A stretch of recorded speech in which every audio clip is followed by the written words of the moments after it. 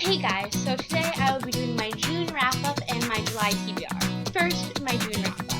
Every Day by David Leviathan. I was gonna do a review on this book. Oh, you can't see it. Here we go. There we go, folks. This is one of the best books I have ever read in my entire life. I thought it got me out of my reading slump. I was reading something that was really good. I was like, yes, fantastic. Read again. And then the book I tried to start wasn't as fantastic as this book. So,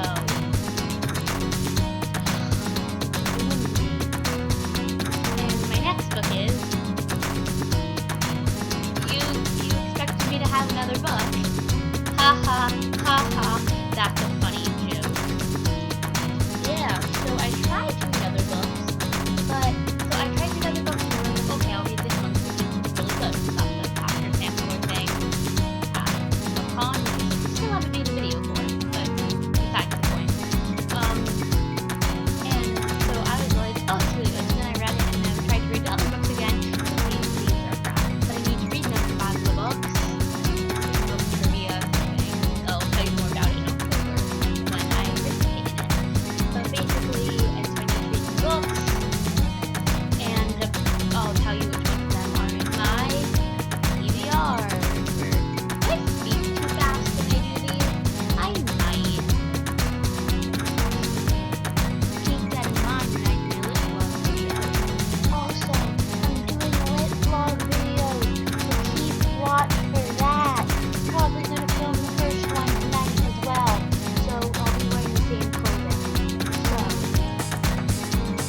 on my July TBR is Mr. Last Name I Cannot Pronounce 24-Hour Bookstore by Robin Phillips.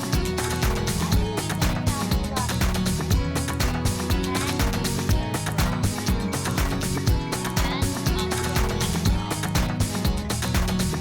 Penambrog's 24-Hour Bookstore by Robin Phillips. Play Jansen. The name reminds me of Play from Certain Reasons Why. He was a web designer in San Francisco, and then during the Great Recession, where basically it's like, I guess, the economy crashes. I don't know if it means one in 2008 or like the future Great Recession. And so now he has to work at a bookstore, and he realizes that it's really weird, and that they don't sell books, they only give away weird packages, and he has these smart friends and him like figure out stuff, and realize the bookstore is weird, it's all whimsical sounding and stuff. And I'm doing this book first, lit vlog, because they asked me to do a popular YA book. Since my friends do lit vlogs, scruffy books, and Josie Time books. Did not do popular YA books, I believe, on their vlog. Josie seems the middle grade book, because that's what she does a lot on her channel, and Scruffy books did a Russian classic, because he does read a lot of European classics, so I read a lot of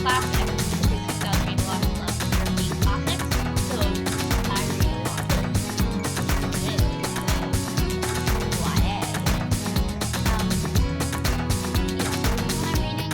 This hasn't been popular this year, but I think last year was very big on booktube last summer, and very summery summer, and so I'm excited to read it, and you'll be seeing my vlog on it. I'll link the vlog's channel and website and Josie and Scruffy's videos probably in the doobly doo, most likely. Next I have Hold Me Closer Necromancer by Lish McBride, and this is one of the ones that I read a bunch of, and I was like, this is boring. And so then I read Every Day, and then I tried to read this again, I was like, this is boring. And the cover is not terrible. I mean, it's if you look at the other covers it could be on the internet, this one's the best one.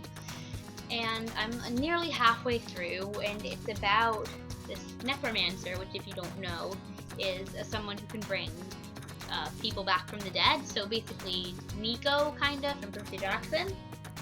And he doesn't know he is one, and then some creepy business guy shows up and like wrecks his car or something. And then just stuff ensues. Not a lot has happened, and I'm already halfway through, so who knows. Legend by Marie Lu Now this is an interesting one, because what I've heard, people either love it or they hate it. Two of my closest friends in IRL in the world hate this book so much and think it's not good at all. And then I know a lot of people online are like, oh, this is a really good book, yeah, like read it. And I'm just like, what do I think? I should read it. Oh, and this is another one I have to read for Battle of the Books. Oh, this one is the one I have to read for Battle of the Books also. And so I have to read Miss Peregrine's also, and a couple other ones, but these are the main three. And basically, if you don't know, it's like a dystopian trilogy. What in YA? Shocker, I know. And, oh, the gift card came out. But, it's basically like there's a rebellion thing, teenage-ness. You read YA dystopian, you get the gist. I believe I haven't read this yet. Clockwork Angel, book 1 in the Infernal Devices.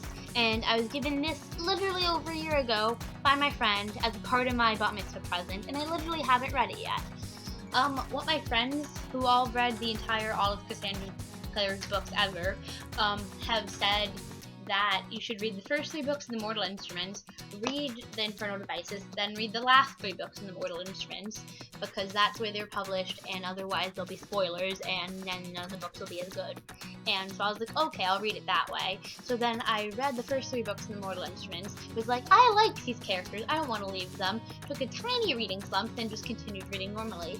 And now I'm like, do I really want to get back to the Shadowhunter world? Like, I liked it, but it wasn't like ecstatic. But I heard the last 3 books are like the best, so I need to read these, so then I can get on and read all the books ever, so I won't get spoilers. And if you don't know what this is about, they're shadow hunters, so they're like descendants of half angel, half human people. And there's an evil shadow hunter or something. Actually, I don't know what the evil one in this is. I know Magnus. Yeah, Magnus is the evil one in the TMI series, but I don't know who the evil guy in this actually is. So I'll find out. I'll Give You the Sun by Jan D. Nelson, and I literally have also bought this book a year ago, and I have not read it. Suck It TBR Crushing. And also, look at this cover. It is gorgeous and very summery, and it's also very gorgeous and summery naked, which is why I'm trying to strip it awkwardly. Look at this.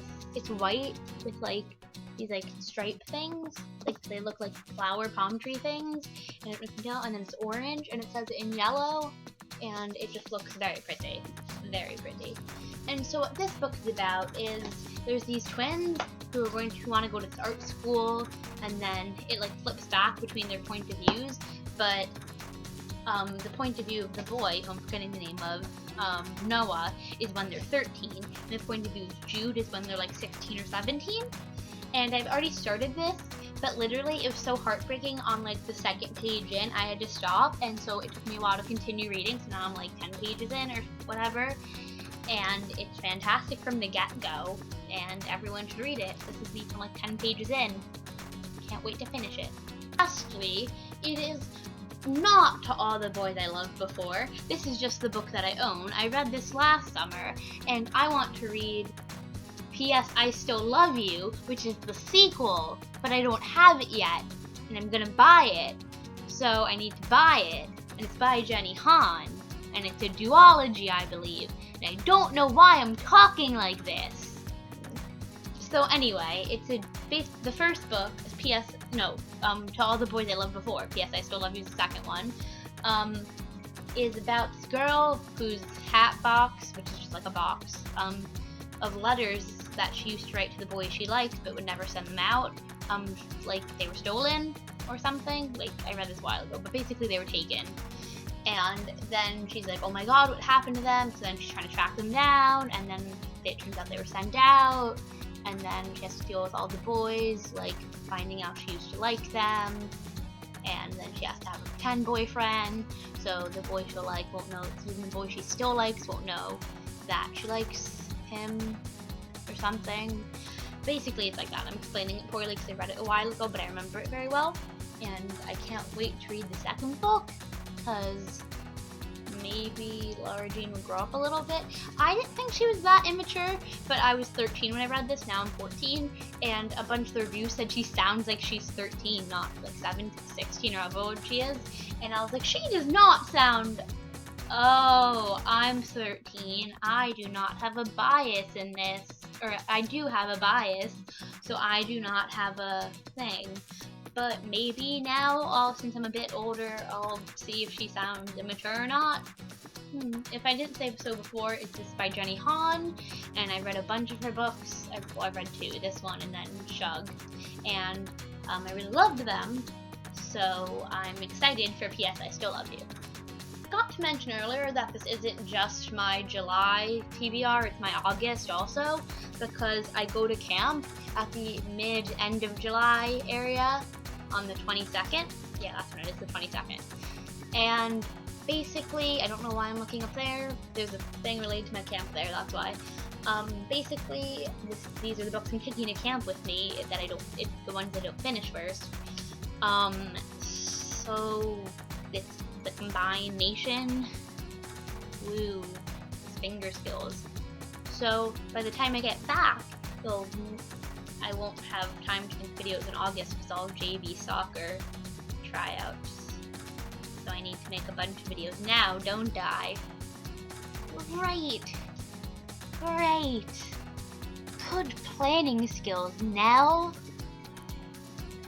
These are all the books I'm planning to read in July and August.